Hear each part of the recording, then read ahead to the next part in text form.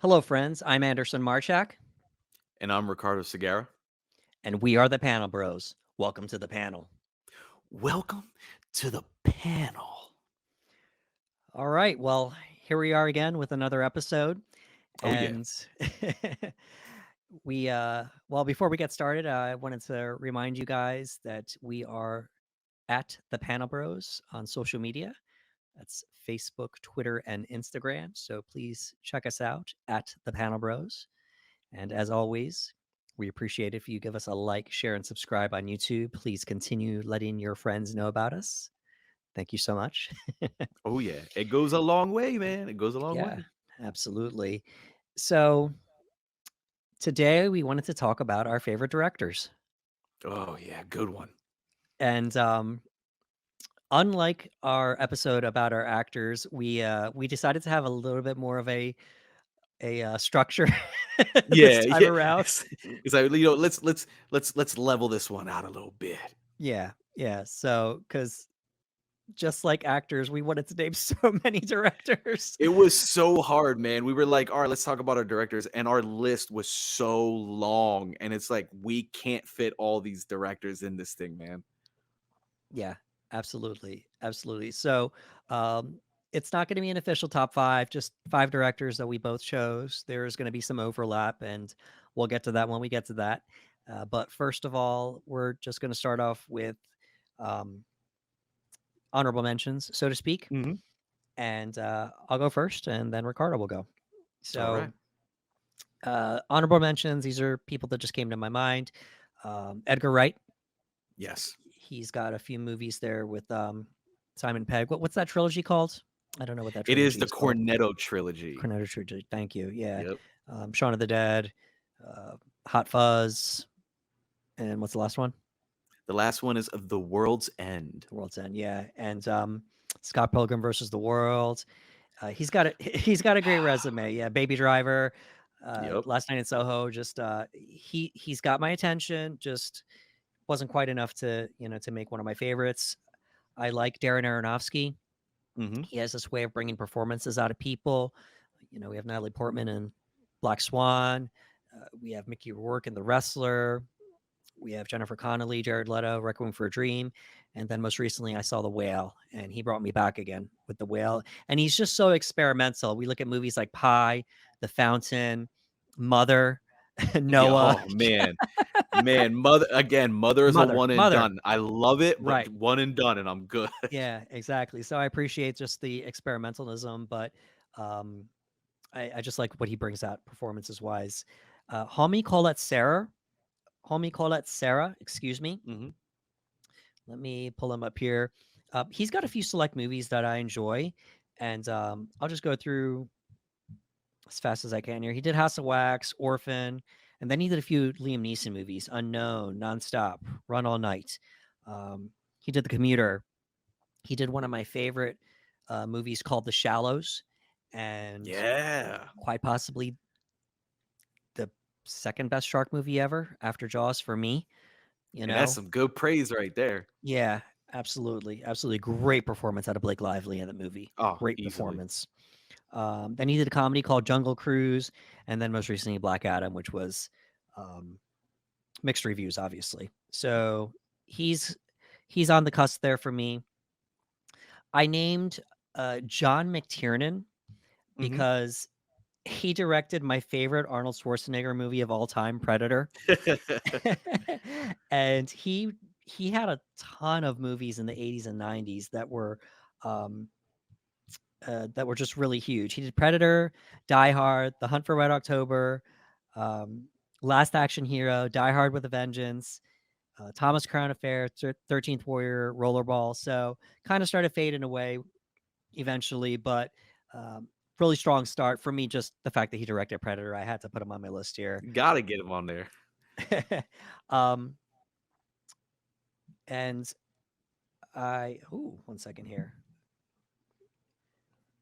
Talking all these directors I got me know, going, man. I'm like, "Oh, dude." I know. And they only did 2 movies that I let me make sure they only did 2 movies. Let's make sure here. Bear with me, folks. Everybody stand by. Yeah. Apologies. No. It's all right. So there's only two movies actually, is there more?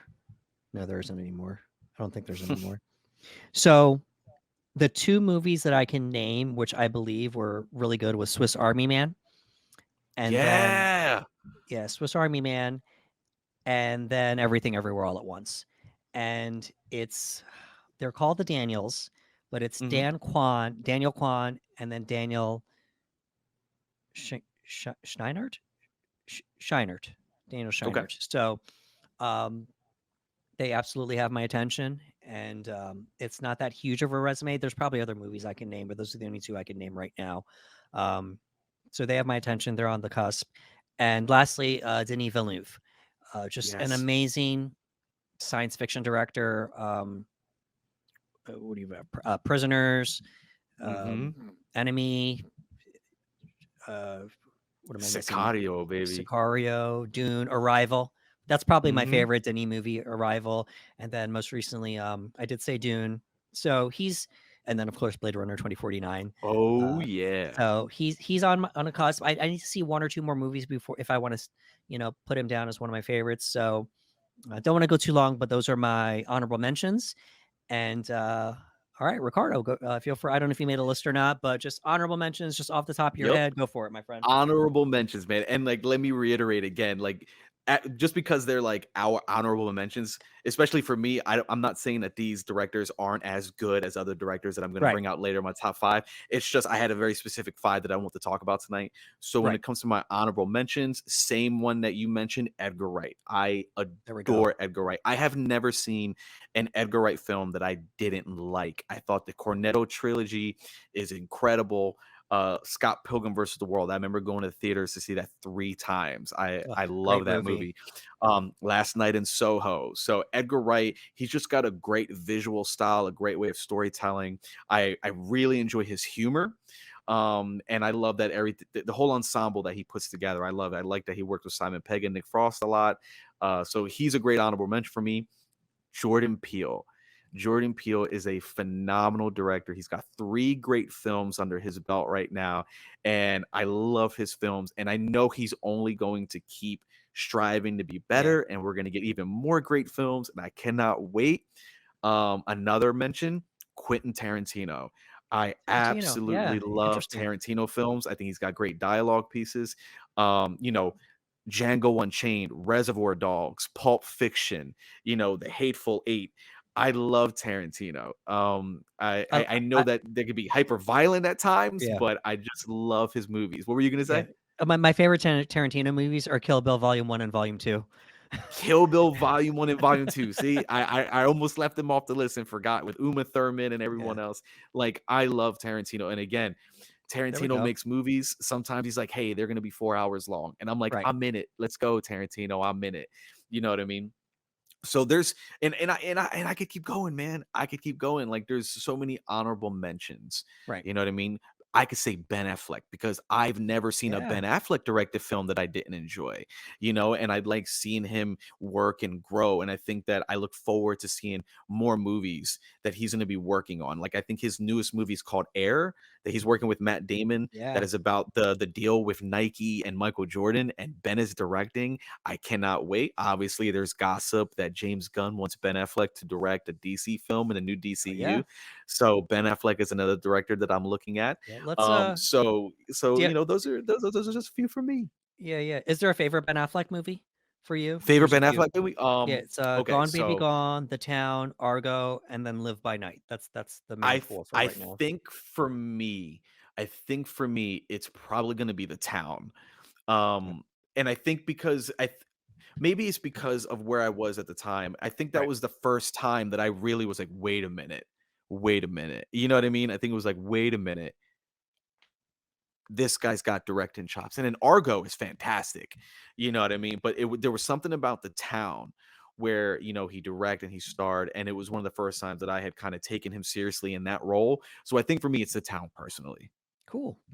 Cool. Absolutely. So before we get into this, any others that are coming to mind, or we're just gonna we'll Oh, save it I wanna because we're good, we're saving it because I know we're I gonna know. talk about them in another episode in the future, so I'm like, "Let's just get Yeah, to our and, directors." our quote unquote top 5, it's gonna change, Yeah, yeah. and other movies are gonna come out and, um, and there's all-time greats that they didn't make our list, but we respect them, like Martin Mhm. Scorsese, you know, Yes. why can't I think of his name right now? Um, What movie? Give me a movie. Give me yeah, something, it's, no, I'm gonna name him Stanley Kubrick, you know, Yep. 2001: A Space Odyssey, so There just again, there's just so many, you know what I mean? so And many. again, it's like we're just picking 5 that we wanna specifically talk about today. Yeah, That's pretty it's the much ones it. that we wanna talk about, yeah, because Yeah, we can yeah. name so many people. Yep, yep. So, alright, I'm trying to bring up my IMDb here, so I guess I will kick things off, Alright. and I'm gonna kick it off with the director on my list that probably has the longest spanning career, Mhm. out of everybody. So, I'm gonna start with Ridley Scott. Nice. And yeah, I looked back at his resume and I'm just like, you know what? I don't love all his movies, but if I could at least name 5 movies, then I like you. Yes. So, early in his career, we have Alien in 1979, one of the best sci-fi movies of all time, One of the goats, man. sci-fi horror, Yep. so we have Alien, another sci-fi movie, Blade Runner. That's a lot of people Ugh. enjoy that. We have Legend. Tim Curry as the devil, baby. Yeah, The Lord of Darkness. It's great. And then he did like I guess it's a comedy feel good movie, Thelma and Louise, Yeah, just a very iconic yeah. movie. Um, then we started moving into like dramas and stuff. We had White Squall, G.I. Jane, and then he did Gladiator. We're gonna come back to Dude. Gladiator. Gladiator was awesome. Um, he did the sequel to The Silence of the Lambs, Hannibal, Mhm. and that was a very mixed reviews, but I enjoyed it. Yeah. Um, he brought Anthony Hopkins back as Hannibal Yep. Lecter. They unfortunately had to recast Clarice. They couldn't get Jodie Foster, but I thought Julianne Moore did a great job stepping into the role. I don't want to name every movie. Whew. Then he goes on to like he continues working with Russell Crowe like year after year. A Good Year, American Gangster, Body of Lies, Robin Hood.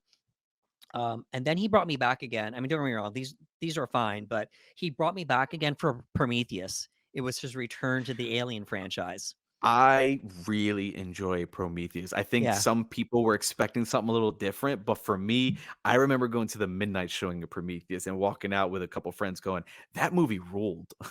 yeah, absolutely. And it was just so interesting, and it Yeah. might have been like the beginning era of us seeing Charlize in action type movies. Mhm. Charlize Theron, she's done a lot more action movies since then, but that was like kind of the start of it. So that was pretty cool. Just because I like when somebody tries to do a biblical movie, I'm gonna put Mhm. Exodus on here as one thing that I enjoyed. It was just wild. Exodus Exodus was got insane, yeah, man. my guy Christian Bale as Moses. I mean, just wild. Yep. Um, The Martian, quite possibly Matt Damon's best performance ever. Mhm. Such a great movie. Um, uh, I'm not gonna mention Alien Covenant. We're just gonna keep We going. don't talk about Alien Yeah, we're Covenant. gonna we're gonna keep going. Little movie trivia. We talk about it Mhm. sometimes. Um, uh, there was supposed to be a Neil Blomkamp Alien movie, Yeah. and it was supposed to be the new part 3. Like they were going to do Alien, Aliens, and then Blomkamp was going to create a new continuity. And then for some Mhm. reason, it fell through with the studio because Ridley Scott wanted to make a direct sequel to Prometheus. They didn't want to have 2 Alien movies, so um, that's what Broke my happened heart, there. man. Yeah, Broke that's what my happened heart. there. Um, and then in 2021, he did The Last Duel, an epic period piece, which Yep. you like. Love that movie. Love that You movie. That you was a you movie that I mentioned remember texting you and talking about what it felt like to watch a movie where I was on the edge of my seat. You know what right. I mean? Where I was like, I didn't know what was gonna happen, and I enjoyed that feeling. Yeah, definitely. And I mean, great cast, but just another great Ben Affleck performance at this stage in his Yeah. career. He just bringing it. And then most recently, Hasaguchi, which, mixed reviews. Lady Gaga was awesome. She just keeps impressing in every It's single Lady movie she's in. Gaga, man. Yep, she's Yeah, I great. mean, just a performer, singer, songwriter, dancer, actor, what can't she do? So Mhm. we're rooting for her and Joker too. as Harley. So, oh man, this is a hard choice. Go ahead, baby. I'm ready. This is a hard choice. So, the geek in me wants to say Alien, Hmm. but the film lover in me wants to say Gladiator. Dude. And here's the thing, it's going to be a coin flip between the two, but I am going to pick one. Hmm. For me, I don't think I can enjoy Alien in mixed company because Alien, it's not going to be for everybody because not everybody Okay. likes sci-fi. Not everybody likes horror. It might be too scary for some people in the room. That Oh yeah. Alien is terrifying. That is a horror movie with sci-fi. You know what I mean? Like it is Correct. scary. Correct. I mean, we got to give credit because, Sigourney Weaver, Yep. just one of the first like action, she's like an OG woman, female Hmm. action star. So that's, that gave her that credit there. Um, so the geek in me wants to say Alien, but then the film lover wants to say Gladiator because, um, he didn't win the Oscar for it, but for me, it's Russell Crowe's best performance. Yeah. Um, Joaquin Phoenix had made a few movies by then, but he completely stole every single scene that he was in. Um, let me just pull that movie up. Um, it it it was just such an epic movie, and a lot of times when we make period piece movies, it's 2.5 hours, so 2 hours and Hmm. 35 minutes. It wasn't really short. Um, a lot of times they tend to be slow. They tend to drag sometimes, and I felt Hmm. Gladiator. It's just like a ride from beginning to end. So Gladiator's my pick. Dude, you know, Gladiator, I remember watching that in the theater and being so moved by the end of that film, and right? that movie just stuck with me forever. And I remember watching that in the theater with my dad, and my dad, he's always been a guy I want to impress when we Yeah, go to the movies. I'm like, "Did you like that movie? Did you like that movie?" And he was like, "That movie was awesome." It Gladiator's just awesome. it's a great epic story, Right. right? Like, Russell Crowe's character dealing with the loss of his wife and son and becoming a slave and then fighting through the ranks all the way back up, you know, what is your name? Remove your helmet, Mm, and that turnaround and that great monologue he gives. yeah. And Joaquin Phoenix, Mm, that was one of the that was one of the earlier times where I truly despised a character to the point where I almost despised the actor right. because he was so convincing and so good at being a horrible, Right. horrible person and villain that I despised the character. And I was like, I don't even like the guy. What's his name? Joaquin. I don't like him. You know what I Right. mean? At that age, I was like, I don't like him. But it's filled with terrific performances, great action pieces, and a really, really emotional ending that to this day when I Oh, watch, I'm just it's sobbing my eye. sad. Like It's a I'm sad ending, and gone. that kind of makes the movie too. The fact that it isn't Yeah. a quote unquote happy ending. No. Um, and then I believe there's a Gladiator sequel in the works right now, so Yup. I don't know what they're gonna do, we'll but see they're what working on it. happens. But Yup. they're And working it's on like, hey, it. we're doing Gladiator sequel. I was like, okay, okay, you know? Um, and then we have Connie Nielsen. She plays the sister Yes, she for does. Commodus, and then she's our Hippolyta in the Yes, she is. DCEU. So Yep. You love it it. was You love it. it was pretty cool. We kind of brought her back, but this time she's Mm-hmm. playing a warrior now. Yeah. Um, and then I think what's the father's name? Proximo and Yeah. Yeah. Oliver Reed. I believe. Mm-hmm. Well, I'm looking at his name. I think that's the father in the movie, if I'm not mistaken. I haven't seen the Proximo. movie yeah. No, Marcus Aurelius. I think that was the king. You're right. Proximo is the other guy that he had Yes. the white hair and the white goatee, Yeah. and it's been a little while, but yeah, yeah, Yeah. Marcus Aurelius. Yeah, the true king, Marcus Aurelius. Yeah. yeah, yep, So we have Jaimon Honsu.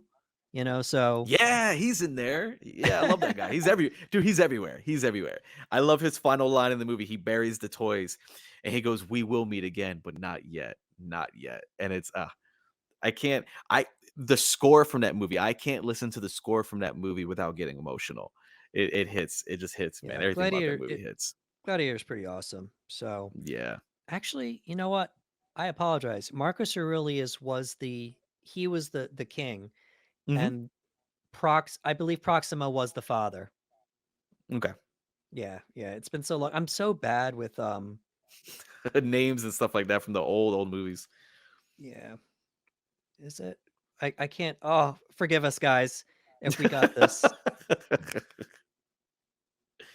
It's like, hey man, what's it saying?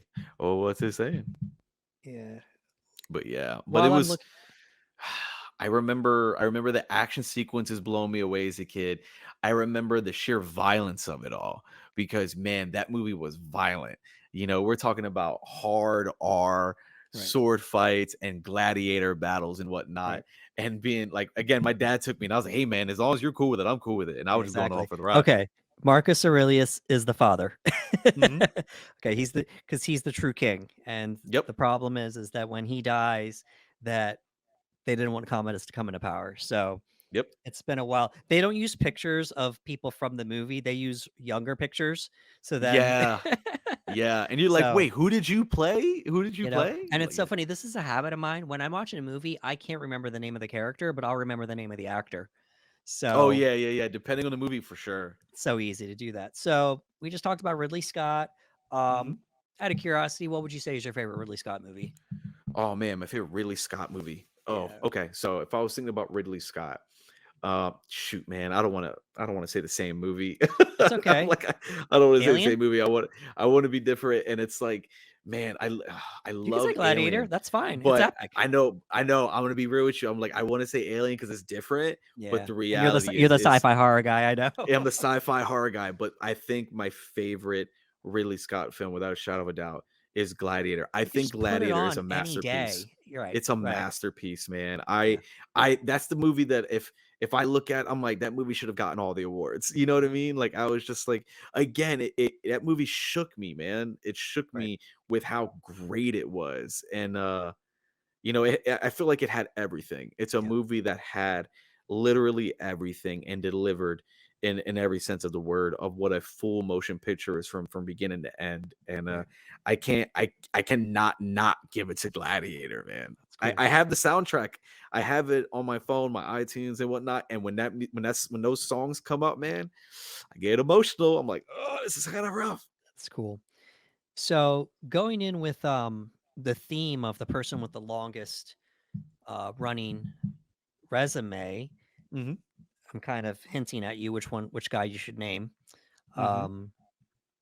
Um, who's your first director you'd like to talk about? I'll probably go with Steven Spielberg. There we go. Steven Spielberg. I have been a fan of Steven Spielberg since the beginning. I think a lot of us have. You got movies like Jaws. Oh my You've goodness. got the Indiana Jones. Yeah. You have, and like Indiana Jones and the Last Crusade is like one of my favorite movies of all time. Like I love the Indiana Jones mythos. I like the trilogy. That's all I'm gonna say. I love the trilogy of Yeah. Indiana Jones. You know what? And E.T. obviously growing up on Yeah. E.T. and Close Encounters and things of that nature. And Spielberg has always been one of those guys that I felt like he knew how to make really epic stories and whatnot. And I just love like directors have a style, and it took me a little while, but then I started to see Spielberg's style, right? Like every director has their own flavor and whatnot, and I love Steven Spielberg. I like watching his films, and I love that he got to be a director for me that I grew up watching. Yeah. Like there's a couple of directors today that I'll mention that would be considered kind of recent in comparison to my full life, but I've been watching Steven Spielberg since I was alive. Jaws is one of the scariest, greatest movies of all time. Yeah. It's like the original summer blockbuster. It made me afraid to go into the water to this day. Yeah. It's got and it. He worked against the elements so much in that movie, and he made it work. Yeah. So Some Spielberg's going to be right. my first guy. Yeah, cool. And to go off of what you were saying about Jaws, there is a Hmm. commentary between people of it being a thriller or if it Hmm. being a true horror movie because Yes. it scared people so much that they didn't want to go to the beach, that they didn't want to go Yep. in the water again. And no horror movie has ever done that to, Mm-mm. as far as all time, no horror movie has affected people that much that they were scared to physically do something, you Yep. know? Um obviously, the Final Destination eventually did that again with the, Yep. if you see stuff on the highway. To this day, if I'm behind a truck or kind of close in any way, shape, or form, I'm like, you know what? Let me Right, back if it up has a little stuff bit. Let me strapped to, move right, if away. there's an 18 meter Yup. with stuff strapped to the back of it, a flatbed or Get away whatever, from it. right, Just but, get away. Jaws just scared people to the point that they don't wanna go in the water. I mean, you and Yeah. I have a thing with the ocean where we're not trying to go in Yup. there, so, maybe that's Nope. remnants of, Yeah. Jaws, what some people consider a horror It movie, could be, man. You know? It might have developed a phobia, or whatnot, because that movie Right, terrified me of going in the water. yeah, And seeing the stuff that he did with Jaws was incredible. And I think that Steven Spielberg has just been one of those filmmakers that I've been able to rely on as long as I can it's remember. really And I've always appreciated that. So again, yeah, yeah, Spielberg's gonna be my guy. Now, when it came to thinking about yeah, what's my favorite picture from Steven Spielberg, excuse me, again, there's so many I can pull from. But I think again, it's all about the experience, right? right, Jaws came out before I was born. So right, I saw Jaws on television. I saw E.T. on television. I saw Close Encounters on television. So those experiences are me in the living room. But the first Steven Spielberg movie that I got to see in the cinema that rattled me was Jurassic Park. yeah, Jurassic Park changed the game in cinema. did, And I remember going to the theater and watching it and being extremely afraid that this was possible, what I was watching, because he did such a good job conveying what I was seeing. There was a great use of practical effects and CGI, where a lot of it holds up to this day in 2023, which is insane to think about, that a lot of his effects still hold up. And I remember the blend of using the animatronic T-Rex, and just that sequence alone, in my opinion, is one of the greatest sequences in film. When you have the T-Rex busting out when the power is out, it's terrifying, yeah, it's thrilling. And I remember I was a kid. I got a stomach ache in the theater because I mm, was so scared of what I was watching, but I couldn't look away. And I just remember I didn't expect this movie to be scary. As a kid, I love dinosaurs, right? I think a lot of kids like dinosaurs when they're growing up and learning about them, whatnot. So I'm like, ooh, a dinosaur movie. And I remember watching it and just like almost feeling like maybe I should walk outside for a minute and get some air. And that experience of going to the theater and seeing that and feeling larger than life, it's always stuck with me. And seeing where like the Jurassic Park films have gone, I've always felt that, we've never, and this is just a personal thing, I've never felt we've been able to capture that magic of the first Jurassic Park. And when I think about some of the sequences of that movie alone, again, you have the T-Rex escaping as a very memorable scene that people remember to this day, and you have the velociraptors in the kitchen. Those two scenes stick out. Like, I don't think anybody who loves movies doesn't know about those two scenes in particular. They're so well done, they're so good. And then you have the score, right? The score of that movie, it's one of the most iconic theme songs of all time for me.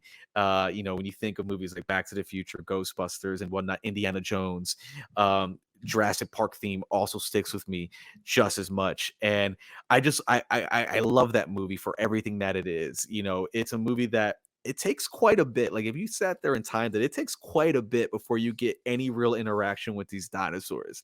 But you're along for the ride and you're curious and you're learning about, DNA and this and that. And like, can this be done? Can this be done? And then you have Jeff Goldblum's character who represents chaos theory and whatnot. And it's a great movie. And it's a great movie about power and control. And I like that aspect too, where man thinks that we can just, as long as we have power, we can control things. And I love that element in the story. And it's like, no, we don't always have control, and we take for granted what we do, and bad things can happen. So for me, when it comes to Steven Spielberg, man, it's Jurassic Park, baby. good pick, good pick. I had a feeling you were gonna pick Jurassic Park because you Jurassic talked about Park, that movie, man. you know? I love that movie. It's iconic, right? You think of the Jurassic Park, you immediately see the logo. I remember being a kid having all the action figures from Jurassic Park. It's to this day a movie that I can put on that I feel hasn't aged a bit. I can just put it on. I can't wait to show my kids when they get older, man. I just can't wait. I wanna give it a shout out to Ready Player One because Mhm. I read the book, and while for a lot of people, it was a disappointing adaptation to the book. For me, it was just cool seeing all those geeky pop culture things in one Hmm. movie. So I'll give a shout out to Ready Player One, even though I did read the book, and he may not have done a good job at adapting the book, but as far as a standalone movie, I have to give credit to the effort. Just being a geeky person myself, Hmm. um, I think about E.T., just what that Dude. movie was as far as Yep. history is considered. The Indiana Jones movies, Close Encounters. I mean, there's just so many movies to pick from. But if I had to pick one, it would probably be Jaws. Jaws, dude, It would and probably be Jaws. and you're The not movie wrong. the movie scares me. Don't get me wrong, but it's so iconic. It's a movie just you could just put on, and it's just one of those movies that when we did have live cable, when it was on, you just watched it while it was Yep. on. Yep. So To this day, if I'm not mistaken, there are many places that still have Jaws watch parties in giant pools and at the beach. yeah, that Like I'm not that doing. still No, happen. Yeah, no. that's they still do that to this day. That movie resonates so well. So I can't be mad at you. I think it's one of the first movies that did, and a lot of people call it the Jaws shot. Where they had that camera pan on our main character on the beach when Hmm. it's just coming in really fast, and like that movie, M Night Shyamalan actually talked about it recently where he thinks it's one of the most well-rounded movies of all time was Jaws. So you're not wrong Yeah, at all. We both got monster creature features. You went shark and I went dinos. That's all. you did. All right, so let's move things along here to our next director. We're gonna, excuse me one second here, make sure my guy's up here. We're gonna try to be a little bit more brief. It's hard, man. They're so good. Yeah, as we move along. So my next guy, second on my list here, is going to be David Fincher, All right. and he had a lot of early movies that I really enjoyed. Let's take a peek here. Seven, Oh. Seven, The Game, Fight Club, and Fight Club was that was in '99. It was just one of the Mhm. first times where my mind was just blown seeing a movie. And ironically, that same year The Matrix came out, and then my you talk about I don't want to say my mind was blown for Fight Club because my mind was truly blown for The Matrix. That The Yeah. Matrix was just a life changing for movie for me in the sense of what cinema could be when I saw The Hmm. Matrix. So, but Fight Club also came out that same year. Um, I'm just trying to do just select picks here. The Curious Case of Benjamin Button, Hmm. Social Network. Dude. Um, he did Gone Girl with Ben Dude, Gone Affleck, Girl. Rosamund Pike. Like such a disturbing movie, but Very good. great performances. Um, and then he recently did Mank, which I thought was okay. Hmm. So, but just a lot of his early work was just so strong that I couldn't knock it out of my head. Like you look at just Seven, The Game, and Fight Club back to back to back. And That's a at, hard resume, man. and at the time, Michael Douglas was still a really big star. So Hmm. to get him for something like in the late '90s, that was pretty cool. So, and oh, uh, I forgot to mention something. Go on. Let me see. What year did that movie come out?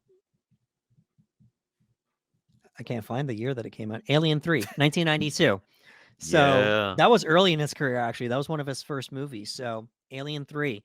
So we've gotten to mention two Alien movies so far right now. But We're so gonna he also keep did going.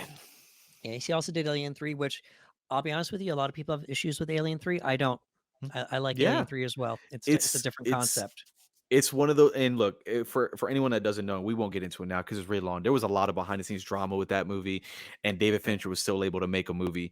And I think that, yeah, I think there's a hit and miss for people following the sequel Aliens and then going to this. But just as a movie, I don't have an issue with it either. No, I'm like, no, I have no issues with it. Yeah, There absolutely. might be a So few. There might be a few issues I have, like Hicks and Newt, but we gonna move on. We gonna yeah. move on from that. And yeah, so Fincher, just really cool stories, really cool performances, scores, all that good stuff. um and if I could pick one, and I haven't watched it in a while, so I need to watch it again, but Mhm. if you had to force me to pick one, it would probably be Fight Club. Dude. Just a unique movie. What an incredible twist ending. You know, unless you read the book, you would not know the twist ending was coming. Nope. Only if, I mean, a few people have told me they kind of figured it out, but good for you if you did, not me, I didn't. I didn't at you all. know? I was like, "Excuse me? What's happening now?" Yeah, Okay. absolutely. And then at this point, Brad Pitt and uh, I'm sorry, what's the other actor's name? From Edward Norton. Edward Norton. Thank you. Brad Edward Pitt and Norton. Edward Norton. They had both been making movies for a while. Mhm. For a while at that point. Um, we have Tim Burton's wife. Helen Bonham Carter was in Helena that Bonham movie. Carter, early in her career, and just such a unique movie. It becomes so many different things. It's actually controversial now, but it was controversial when it came out, but now it's Yup. controversial again by today's standards of just what's going on in society and such. Unfortunately, so Yep. but for me, just such a unique movie. If you had to force me to pick one, probably Fight Club. If I didn't pick Club, probably Seven, and just Yes. such an impactful crime thriller. Without Seven, we don't get Saw or the Saw No. franchise. No. And You know, and if I was gonna say, I was thinking, well, if you asked me and Dave Fincher, I'm like, it's seven, man. I was like, it's there we seven. go. It's seven from What's in David the Fincher box? because what's in the box? Like there's something to say about a movie, especially an ending that sticks with you Yeah, the way that Seven does. And you got Brad Pitt, you got Morgan Freeman, Spacey, Gwyneth Paltrow, and great cast. the movie was dark, it was twisted, you're dealing with the 7 deadly sins.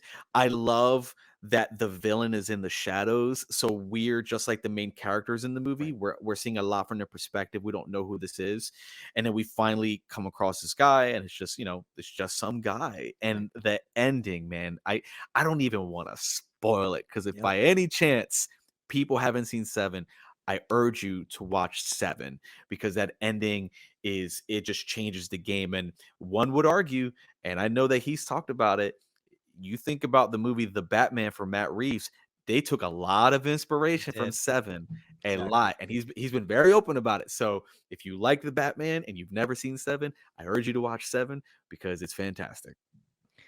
All right. So my second pick was Fincher. What is your second pick, Ricardo?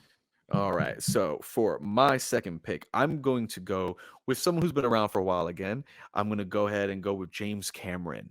There I'm we going to go go. James Cameron, the guy who did the sequel to Ridley Scott's Alien. Here's our other alien talk we were talking about. Right. He worked on Aliens.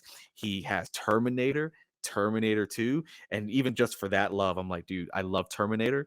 So it's one of my favorite franchises. Obviously near the end, it kind of fizzles out a little bit. That's up Yeah. to you if you love it. Good for you, Right. whatever. But Terminator 1 and Terminator 2 hold dear to my heart. True Lies with Arnold Schwarzenegger, Titanic, Titanic, man. Look, Titanic is one of my favorite movies. And then now you have the Avatar sequels with James Right. Cameron. So James Cameron's another guy that I've got to watch since I was growing up. The first Terminator movie came out, I wasn't even alive yet. So that was another movie that I got to see on television, relatively late in the game, and a lot of his other movies as well. And then, when Titanic came out, I got to see that in theaters and the Avatar sequels and whatnot. So for me, it's going to be James Cameron. He's been around. I like what he's been able to do with these movies. But my personal favorite pick Yeah. for James Cameron is arguably probably my favorite sci-fi action movie of all time. It is Terminator 2 Judgment Day. What a It great is movie. it's Mm. it's it's arguably one of the again, I'm sorry for repeating myself, one of the greatest action sci-fis of all time because James Cameron got to work on Terminator, which was a horror sci-fi, right? It's very horror centric, right? And he upped his game for the sequel and says, "No, we're going full on action heavy." Arnold Schwarzenegger's coming back to T-800, but this time as a good guy, and your mind's trying to comprehend that. You've got Mr. Patrick playing our T-1000, which, in my opinion, is one of the greatest villains in cinema. I Yeah. absolutely loved his it was just he obviously because he's a robot, he's got one motivation, and it was just take out John Connor. Edward Furlong is John Connor. You know what I mean? Linda Hamilton, Mm. obviously one of the most Another iconic. ba Yeah. ba characters, man or female, I don't care, she ranks with the top. It's Linda Hamilton as Sarah Connor. And again, watching her go from the waitress in the first movie to this unstoppable machine, she almost becomes a Terminator herself. Right. And I love that. Our introduction to her in the second movie is her just doing these pull-ups and she's sweating.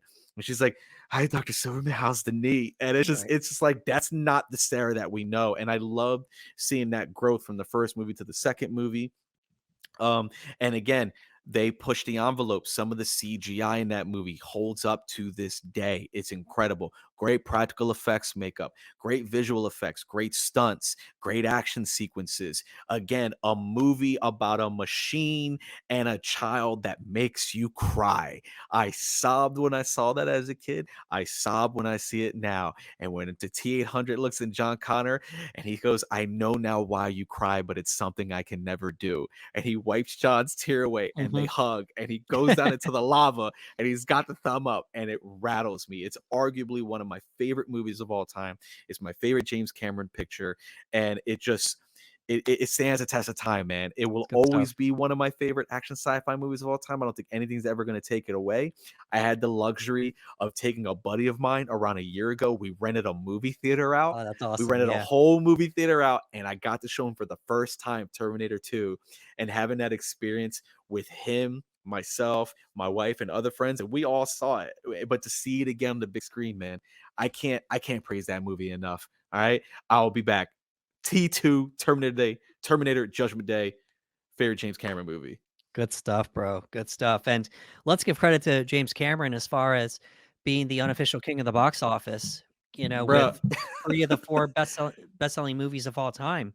He's got Yep. Avatar, well, excuse me, Titanic, Avatar, and then Avatar: The Way of the Water, you Yeah, know? and Titanic is making even more money. They re-released it in theaters again for an Yeah, anniversary, and right now Titanic and Avatar: The Way of Water are competing, and I'm like, yeah, that's right. king stuff right Right, there, man. and then mixed in there is Avengers: Endgame, Yes, so credit where credit is due. I If you had to force me, I'd probably say Terminator 2 is my favorite James Cameron movie. good. If not for Predator, Terminator 2 would be my favorite Arnold movie. It's so So, good, man. just I'm in love with Predator. We'll uh we'll talk about that We'll movie get one there. day. Yeah, we're Yeah, maybe gonna our get favorite there. favorite action movies, 80s, stuff like Yep, that, so we'll yep. get there. Um so we're on to my third person that I'm picking. Mhm. And it's someone that's they're a little bit newer, so to speak, but I had to look at his resume and I said, you know what, I like a lot of his movies, and it is James Mangold.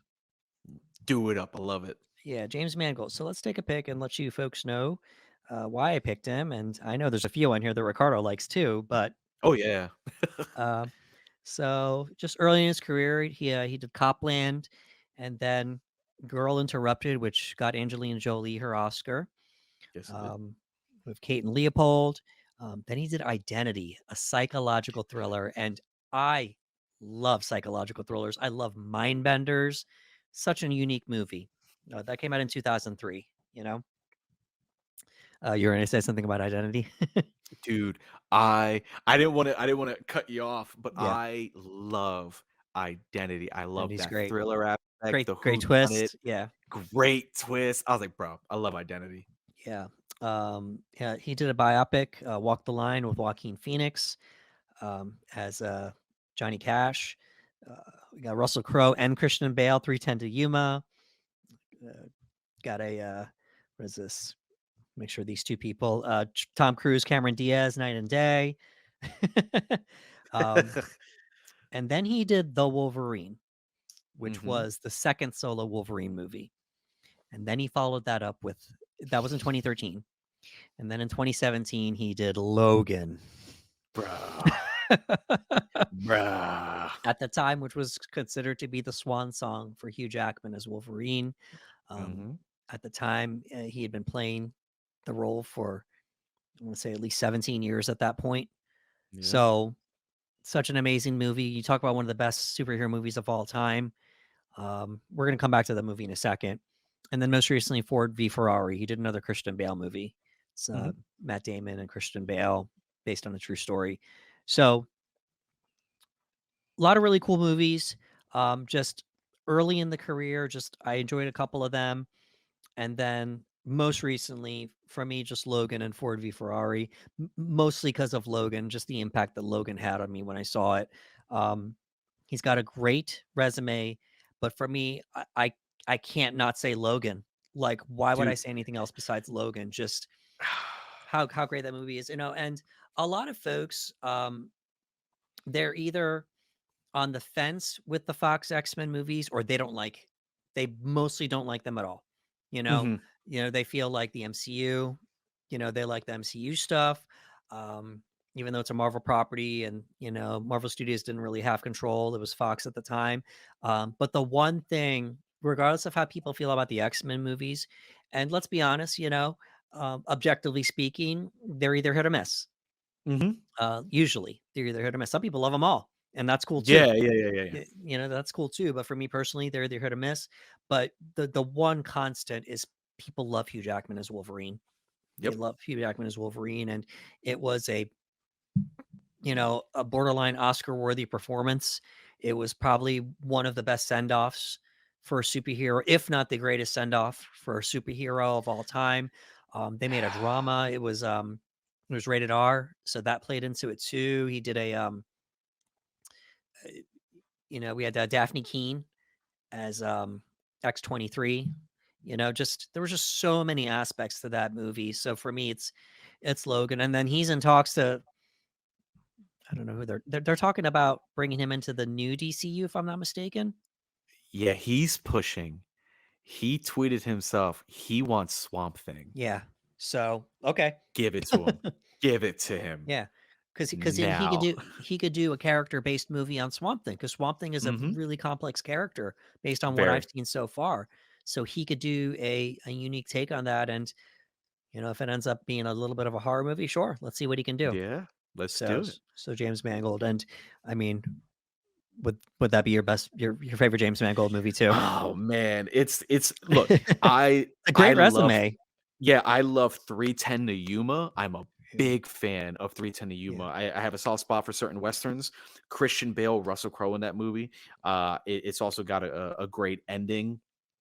Again, I love Identity. Identity is one of those movies because again, that's a much older film from his resume, so I like going back and watching it every once in a while right. because I want to go back into my nostalgia sense and goggles.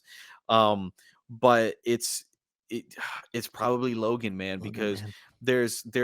there's so many layers in that movie, right? You have the Swan song, which we believed at the time was Hugh Jackman's final performance, so you have that to look forward to, and regardless of how you feel about the X-Men movies, like you said, Hugh Jackman has always been the one constant. Everyone's always loved Right, him as Wolverine, and everyone had been asking for standalone Wolverine movies. And each solo Wolverine movie or appearance felt like it got a little bit better, right? You had Origins that didn't land for a lot of people. Then you had Mangold's The Wolverine, right. which was better to people, but they were like, oh, we're close, we're not there yet. We're close.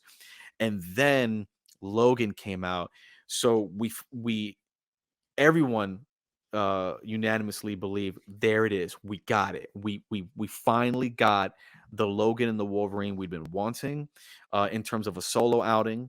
We got to see one of the most probably one of the greatest send-offs for any comic book character in film to this date. It reigns at the top.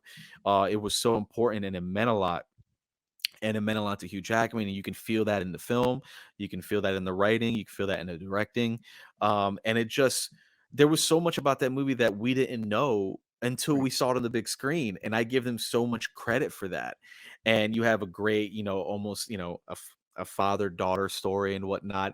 They Yeah, weren't afraid to push the boundaries. They were like, no, we're going R, we're going R rated, and you felt justified because I never felt like the movie was rated R and felt like it was unnecessary. I felt like for the story beats and for the violence that surrounds Wolverine and Logan in general, it had to be that way.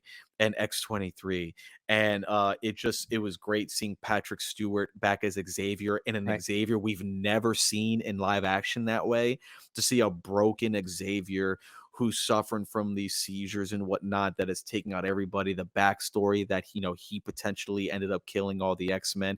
Like, there's so much layered into that movie that it's hard for me to look at Mangold's thing and go, how can it not, like you said, how can it not be Logan? Again, I Yeah. love almost everything, if not everything, that Mangold has touched. And he's, to my understanding, he did the latest Indiana Jones film that's coming out this summer.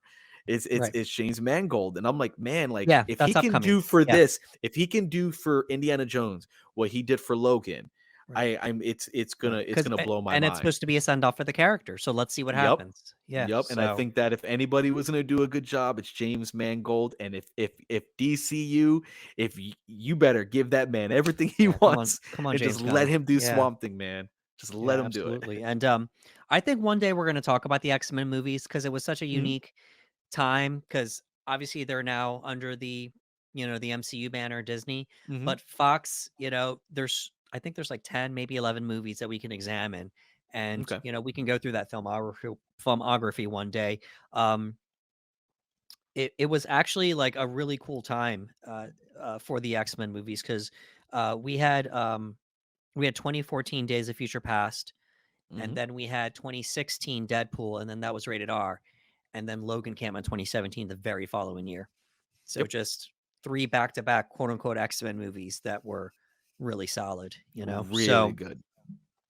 good stuff. So, all right, we gotta pick things up, Ricardo. We're But okay. yeah, yeah, yeah, this is your 3rd pick. Yep, Let's go. And, well, no, we'll let folks know why with the last 2 picks. So, but, okay. first, All but right, so 3rd pick for Ricardo. I'm going with another filmmaker who, Yeah. to many people, they would say he's considerably new. He's been doing it for some time, but like in comparison to the other directors that I've mentioned, he's kind of new. I'm going with Denis Villeneuve. You Yeah, there know, we go. Dune, Prisoners, Solid, Sicario, solid. you know what I mean? Like Blade Runner 2049, you know, like Denis has this touch. I like to say he's got the magic touch, right? Yeah, And I have a favorite director and we'll talk about it, but he's been that one director that's just been climbing up that ladder. Every time I see a new movie from him, and I'm like, man, Denis stepping up. I was right, like, Denis, man, like he's becoming one of those directors where if I just see his name attached to a project, I'm interested. He's one of those guys, you know, where I may not need to see a full trailer. You again, just say, "Hey, Denis Villeneuve, sorry, is working on this film. right. I'm in." So he's got a very impressive resume. Enemy with Jake Gyllenhaal. A lot of people forget that Denis Villeneuve did this, and it was just like he's got a great eye, and I love it. So when I talk about my favorite movie with Denis Villeneuve, my favorite Right. pick, it's on my when people ask me what my favorite films are, it's on that list. There we go. It's it's Blade Runner Good 2049. for you, man. And again, I adore Prisoners. I adore some of these movies, but Blade Runner 2049, because I was also a fan of Blade Runner. So anytime I think you're working on a legacy sequel, you're working with the cards kind of stacked against you because you Right. have to appeal to the audience that loved the original while also bringing in a new audience. You have to try to bring in some new audiences and fans and whatnot and bring them into a world that they may not be familiar with, because I'm sure there are people that saw Blade Runner 2049 that had probably never seen the original Blade Runner. I'm sure it happens all the time. Blade Runner is from, it's an 80s film, you know what I mean? And there are probably, younger people today that go, oh, that movie looks cool, 2049, go check it out. But you got Ryan Gosling in that movie, who's our lead. You bring back Yeah. Harrison Ford, Yeah. which again, just having Harrison back. And what I loved about the movie is that Blade Runner was Harrison Ford's film. But in 2049, Denis understood it's like, well, we're at a different time. So he's not our lead. He's a great supporting character in this story that kind of finishes where we left off in Blade Runner, years and years later. The cinematography, again, Blade Runner 2049, and I plug this guy a lot, was the first time I said Dave Bautista is someone to notice and pay attention to. There we go. He's only in that movie maybe 7, 8 minutes. And in that 7 to 8 minutes, I said Batista's acting. Right. He's not pretending. He's not just being told. He's acting. And Right. I know that's what he's always wanted to be looked at as a great actor. And it was in that movie where I started to pay attention and say, wait a minute, That guy's got something. So you had great performances all around. Cinematography. They brought in Hans Zimmer to do the score, man. Come on. It's Hans Zimmer. It's got one of the best scores out there. I downloaded it, I listened to it. So all around, man, visually appealing. Right. Just I think Sh- right. Shout out to Ana de Armas.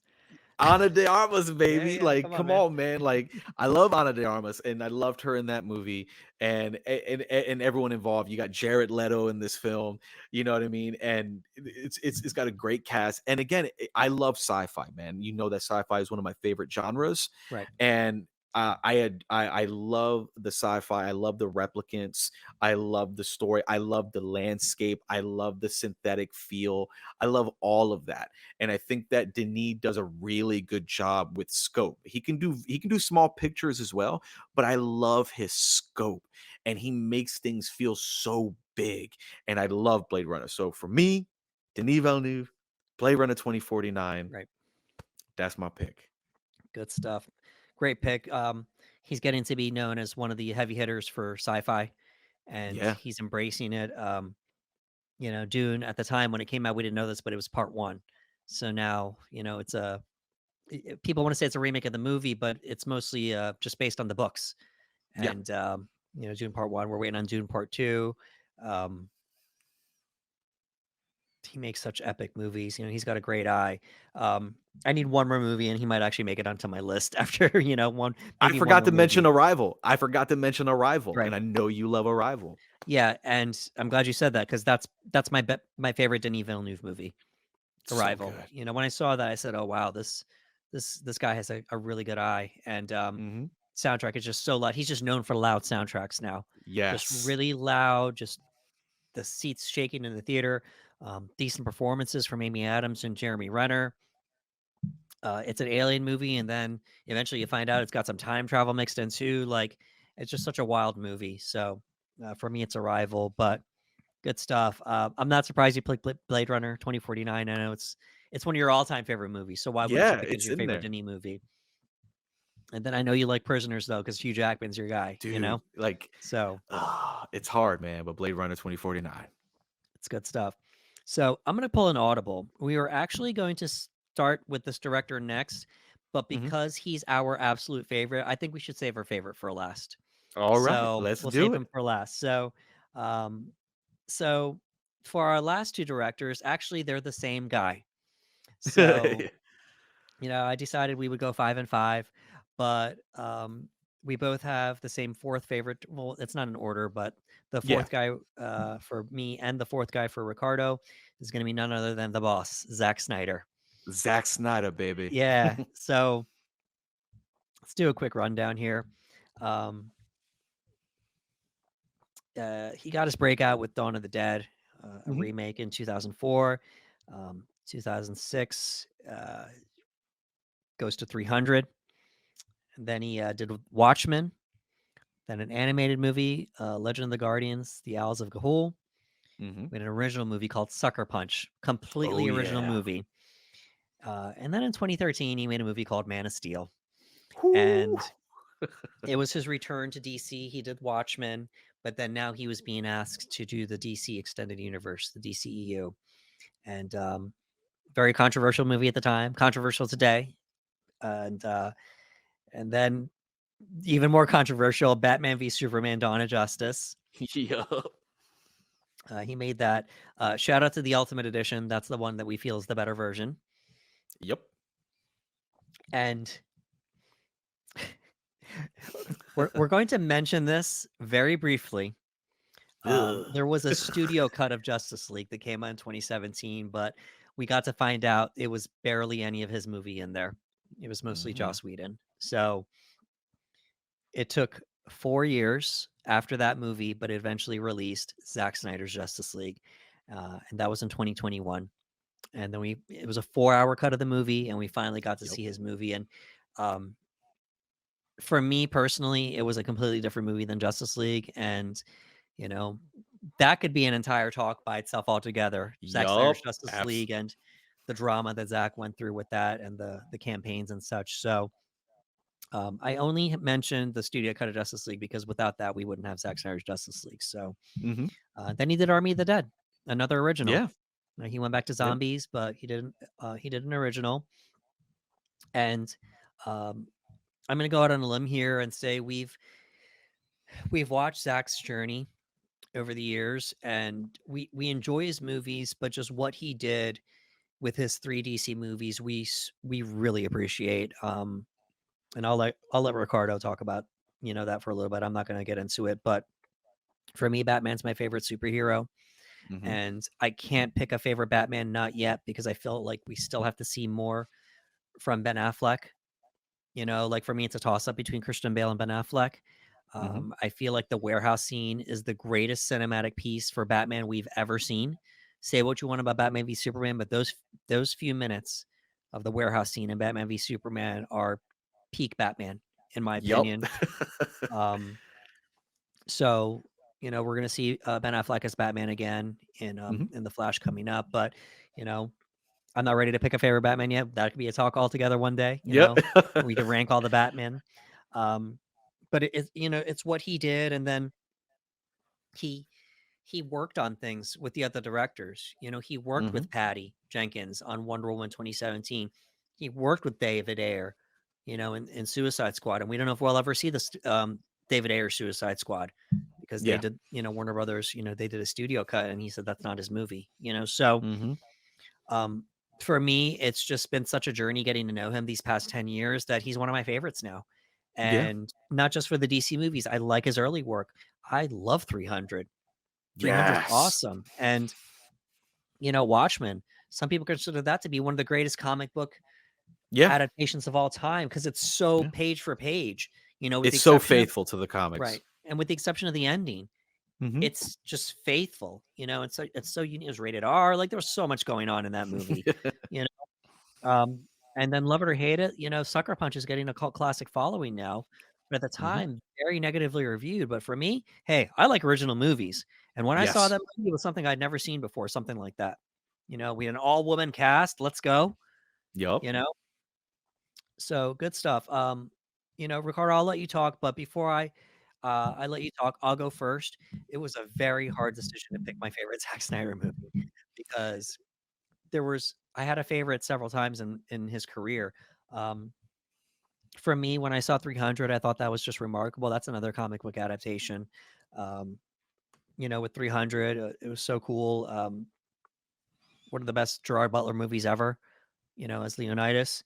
Um, and then Man of Steel came out. Yeah. And, you grow up watching the Richard Donner Superman movies, and then you see people try to replicate that in so many different ways over the years, whether it be Lois and Clark on television, Smallville on television, Superman Returns, Bryan Singer. And it's just, they all have their own place in history, but nothing as impactful. And then Zach comes along with writer Christopher Nolan, excuse me, producer Yep. Christopher Nolan, and they essentially make a Batman Begins version of Superman with Man of Steel. I was just like, man, this is such a good movie to me. I really enjoyed it. Just so many emotional moments. And while I enjoy Batman v Superman: Dawn of Justice, there's a couple issues I have with it. So it never really, gelled with me. It took a few times watching it, but I feel like I have to say Zack Snyder's Justice League is my favorite Zack Snyder movie. Just with the history. Whoo, baby. Yeah, heavy hitter, baby. Let's go. It's a Yep. 4-hour epic. It's a culmination of so many real life stories. There's a behind the scenes story. What happened with the studio cut of Justice League? What's happened with Zack's career since that movie came out? For me, it's Zack Snyder's Justice League. Yeah. It's kind of hard to to I don't want to say to not pick Zack Snyder Justice League, but you got to take into consideration, like you said, everything that went into that film, right? Right. The culmination, the buildup. It is very difficult to make a movie that is 4 hours long and be that engaging without losing your attention. Right. I have seen that movie 6 times. It is 4 hours long. Yeah. It's I not have short. made time to watch that movie. Everyone coming together, it was an event, right? Because for 4 years, I know myself, I know you, I know many others that were like, guys, there is a cut of this movie. If we just, if we band together, maybe we make enough noise, we can get it. And it happened. It happened, and it was great. Right. And I think that just the scope, the way that he was able to balance characters that we knew, Batman, Superman, and Wonder Woman, and introduce these characters, Cyborg, Flash, Aquaman, that they might not be as well known as Batman, Superman, and Wonder Woman. So there were plenty of people that I'm sure were not familiar with Cyborg, who were not too familiar with Aquaman outside of Aquaman fish jokes. You know what I mean? Right. Who knew of Flash mainly because of the CW television show that blew up. So people are like, oh, we know who the Flash is. Right. So it was cool. But the fact that he could balance all of that Right. and to make Cyborg the heart of that film, when you have Batman, Superman, and Wonder Woman, and for him to be able to never feel like anything is wasted. There's no wasted movement in that movie whatsoever. And I think that obviously he added some more scenes. He got the opportunity to say, wait, I can go even longer. Let's go to 4 hours. And he shot scenes in his driveway. He had Ben Affleck, Joe Manganiello, he had Jared Leto, he had guys coming to his house. He had Mr. Carr, who played Green Lantern, who unfortunately got cut from the final release of the film, which is Right. crazy because it's Zack Snyder's Justice League, but the studio interfered regardless. But there's so much in that movie, and there's an emotional connection, obviously with everything Zach had dealt with in that movie Right. while filming that movie, the loss of his daughter and dealing with all that. And you can feel so much love in the final cut of this film that you can't help but be moved by that. And Zack Snyder, and again, he's got a great filmography. I loved what he did with Man of Steel. It's one of my favorite comic book movies of all time. Superman is my favorite hero, Right. and I grew up on Richard Donner's Superman, and I knew about Smallville and Lois and Clark and everything else. And what he did with Henry Cavill in the Man of Steel, it just it reminded me that characters can evolve and we can see Right. a different side of such an iconic character like Superman. So I love Man of Steel. I love Watchmen. I read the graphic novel and then I saw the film and I was blown away. Dawn of the Dead. I remember watching that in theaters and going, whoa, you know what I mean? This guy made zombies that can run, Hmm. and just something as small as that. Do you like zombies don't run? And he's like, well, I'm going to do it. I'm gonna do it. And that's what I like about Zach, right? Zach is like, I'm gonna push things. And if that creates a conversation, that's what I want. He did it with Sucker Punch. Sucker Punch brought up a lot of conversation. And there were people that almost felt like it wasn't well received at the time. But like you said, it's gained a cult following. And Right. people start to see some of the layers to this movie and go, oh, wait a minute, 300. I remember everyone talking about 300 when that movie Yeah. came out, just completely blown away by it. You know what I mean? And I love Zach's appreciation for the human body, right? They always say, like, if you're working with Zack Snyder, you're gonna get jacked, right? That's Right. always been the running joke, is that if you're working with Zach, you're gonna get jacked. I love his passion for the human anatomy. Everyone's jacked. You got the jacked men, you got jacked women. He wants to show off the abs and all the Right. muscles and everything else. And I love that appreciation that he has. It's almost like an art to Yeah. him, Yeah. A and lot of people forget, when Gal was cast as Wonder Woman, she was still a smaller woman, mhm. and she had to put on a little bit of mass. I mean, it wasn't bodybuilder size, but she had to put Mm-mm. on a little bit of mass, and And she did. she looked very different through the evolution of She that looked good. character. So, She looked very good. right. And Zach So, and Zach comes off like such a genuine person too, from yeah. everyone that he's worked with, from everything they say about him. I can't help but love the guy, just based off of all the interaction I see with everybody. But again, if we're talking about a favorite film, Man of it fluctuates between Man of Steel and Zack Right. Snyder's Justice League.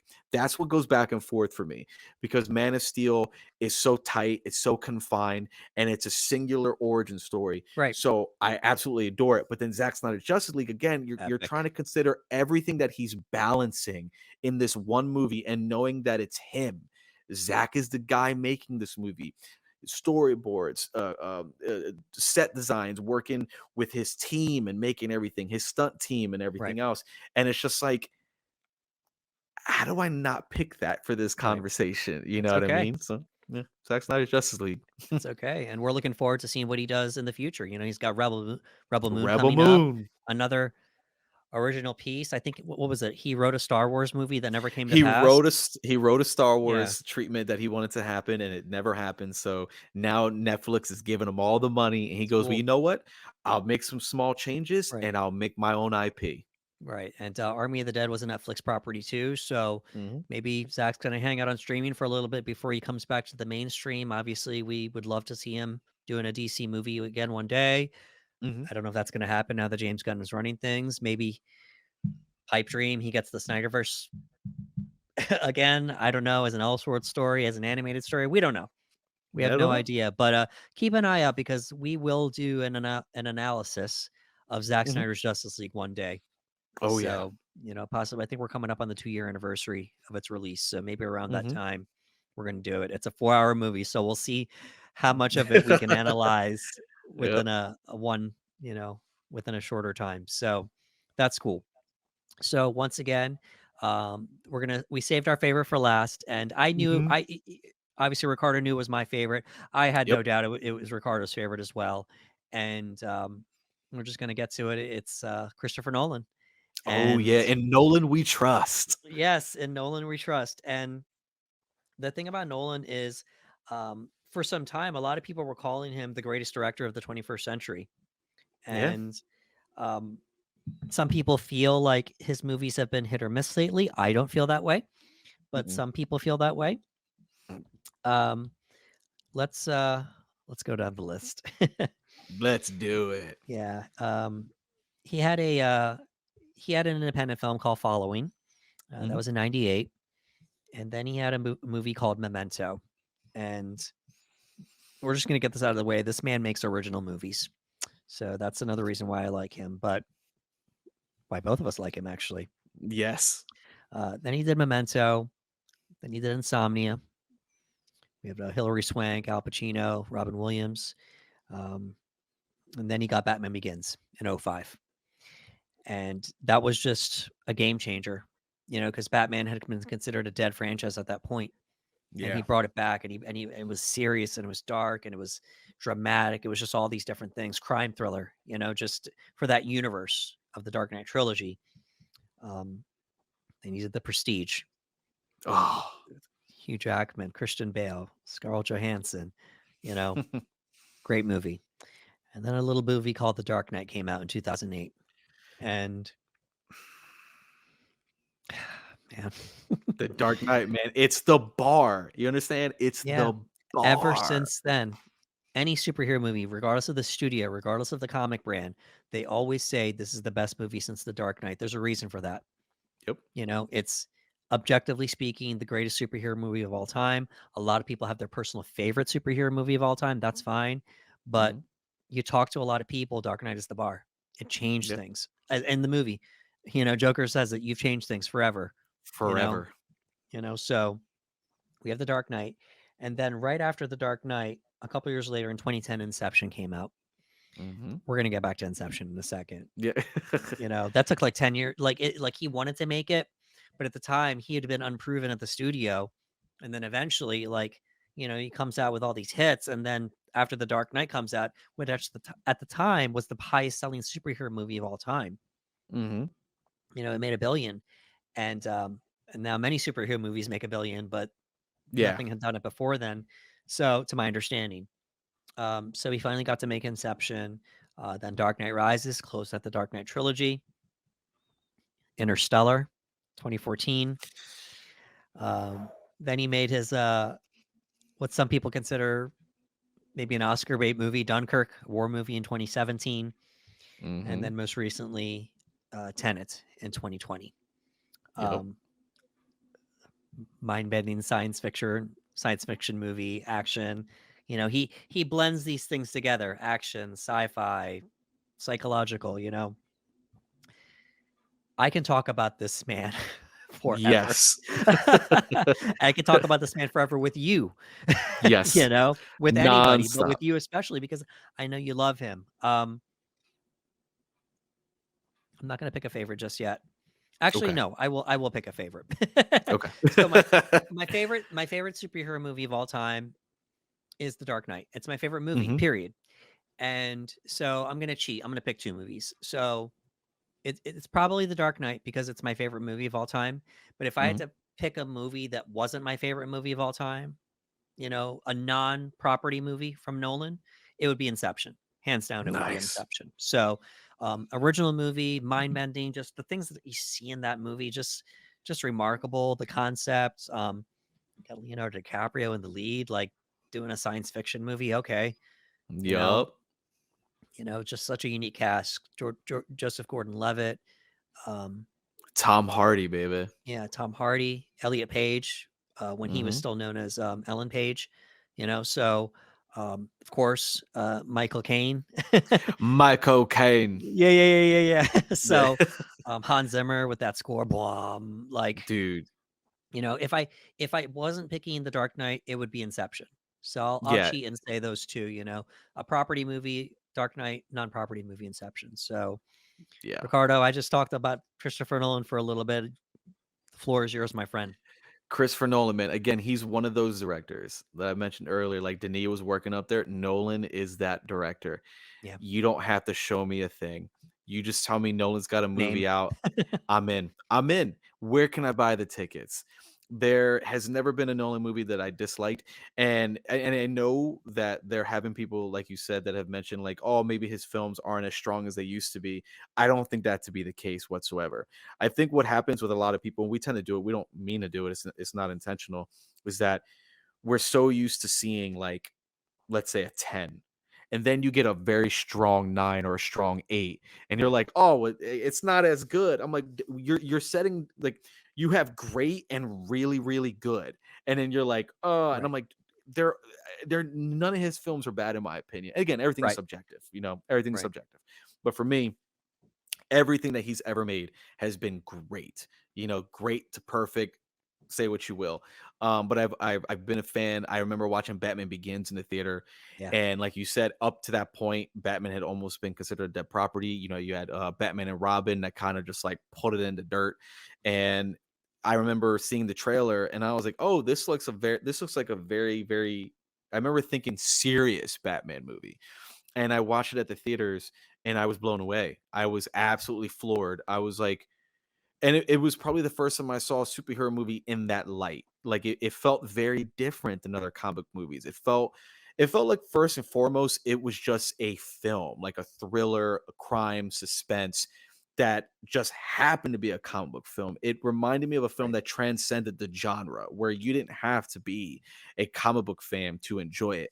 And then he made The Dark Knight, and everything about that movie blew away expectations. Right. I remember seeing that in the theater multiple times Yeah. and just being absolutely floored by the performances, the writing. Again, that is a film that I remember going to school and talking to friends and friends who were not into comic books, who were not into reading them or not really into their films whatsoever, but just kind of being like, yo, The Dark Knight is that movie. So I Yeah. absolutely love that. Yeah. And I'm going to give Um, a little shout out to our viewers and listeners. The Dark Knight came out in 2008. As of this recording, the year is 2023. So this summer is the 15-year anniversary. We will absolutely do a talk on The Dark Knight for oh, in I honor of can't the wait. 15-year anniversary of The Dark Knight, which I we can't. consider the greatest superhero movie of all time, and a lot of people consider the greatest superhero movie It's of all it's the time. bar, man. It's the So bar, yeah, 15-year and anniversary. We will absolutely have a film analysis. But continue, please. yeah, and then obviously you have Inception that Right. like melted brains, right? It just like it Oh, melted jeez. your brain, the concept. And I think that's why I love Nolan so much is because you said he makes original films and not just original films, he's constantly thinking outside the box. Right.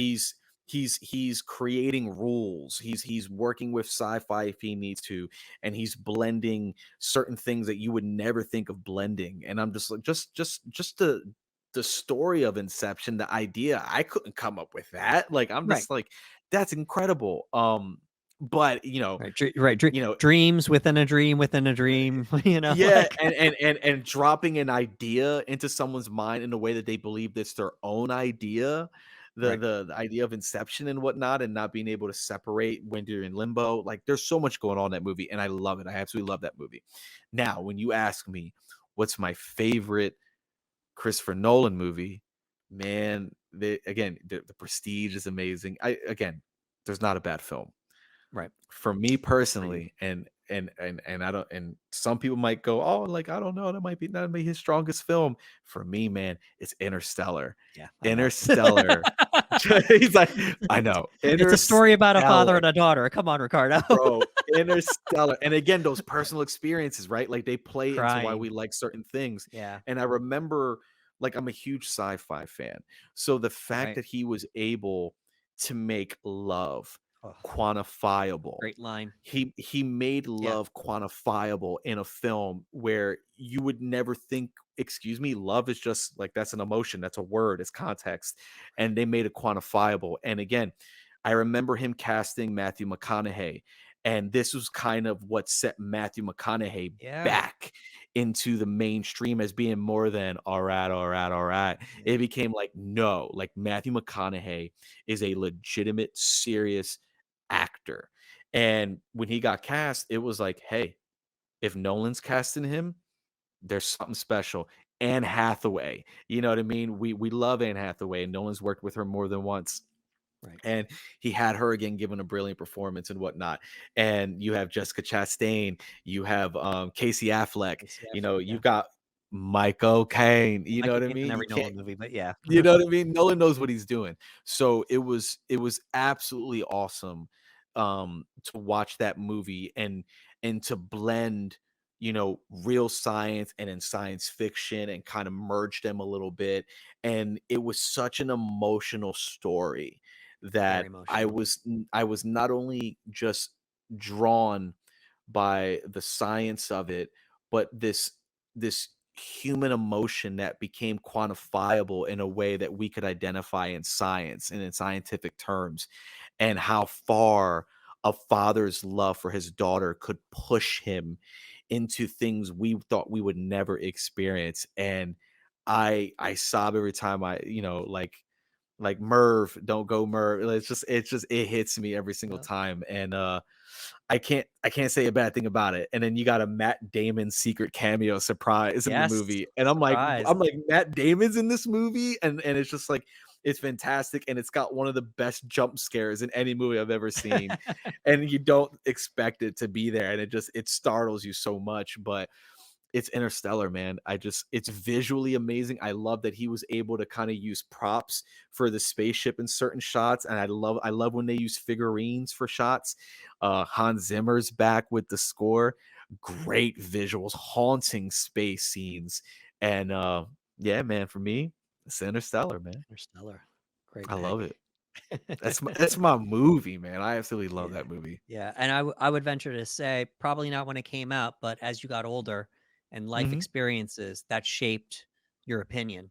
And Yep. then, having not one but two daughters, I think that pretty much solidified it, that Yeah. became, your favorite Nolan movie. Uh, I want to give a shout out to Memento. Just such a unique Yes. concept of it's backwards, but by the end of it, it's like it just starts falling into place. Such a unique, um, concept. Shout out to Guy Pearce, Joey Pantaleone, Yeah, so baby. so good stuff with Memento, and that was actually my favorite Nolan movie for a while Hmm. until The Dark Knight came out. But I rewatched Memento several times, and then I watched Inception several times. And for me, it's just loving a movie. It's Yeah. Inception. Marion Cotillard, can't forget her Yeah. as Mal. Yeah.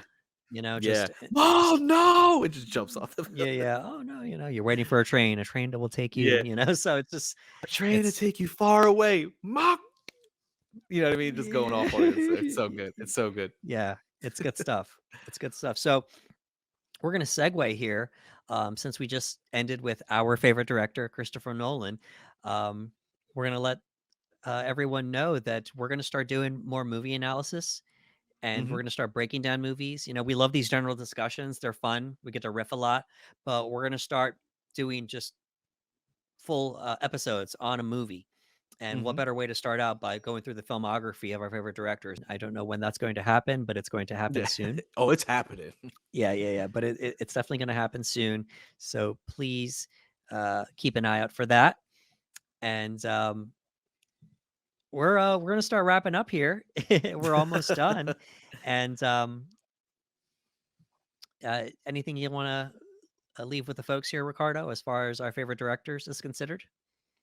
Again, like these were just 5 that we chose to talk about. We could Right. have talked for hours and hours and hours and everything else. What I would love is if you're listening, comment below. Tell us who your favorite director is. Tell us your favorite movie from your favorite director. I'd Right. like to start a dialogue up and whatnot. But man, look, there's so many great directors out there. And if there's any directors that we mentioned that you're not familiar with, please do yourself a favor and check them out. You know, their names are listed, obviously. And just, just get out there and start watching more stuff, man. That's all I can Yeah, say. absolutely. So I want to give the folks out there a little tip here about directors.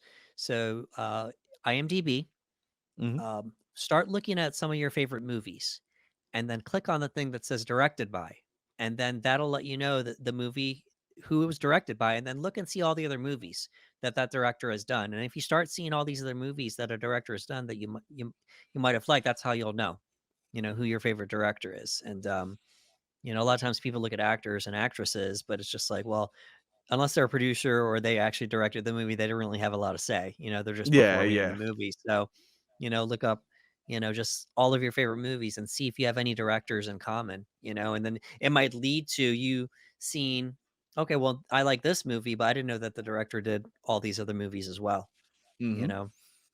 So good stuff. Well, folks, that was our discussion on our favorite directors as of 2023. Yeah. We might end up doing this again down the line, who knows? But it's just we wanted to pick so many people, trust me. But Yeah.